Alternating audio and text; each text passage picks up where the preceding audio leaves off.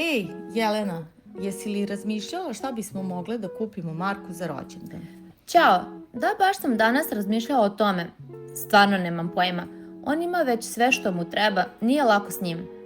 Znam, uvek kaže da mu ništa ne treba, ali ne možemo da dođemo praznih ruku. Imaš li bar neku ideju? Pa, razmišljala sam možda neki kvalitetan viski. Znam da voli da popije čašitu s vremena na vreme, a uvek ceni dobar brend. To nije loše. Mada, nisam sigurna da li mu je neko već kupio nešto slično. Ne bih da se ponavlja. Tačno. A da mu uzmemo nešto personalizovano, na primjer kožni novčanik sa njegovim inicijalima ili možda neki zanimljiv set za pisanje. Set za pisanje mi se baš sviđa. Baš dobra ideja. Onda je to to. Naći ćemo neki lep set. I možemo da ubacimo neku smiješnu čestitku. U našem stilu. Savršeno.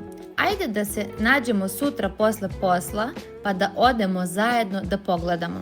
Važi, dogovoreno. Baš će se obradovati. Znam da će mu značiti. I ja mislim, nije stvar u vrednosti poklona, nego u tome da zna da smo mislile na njega.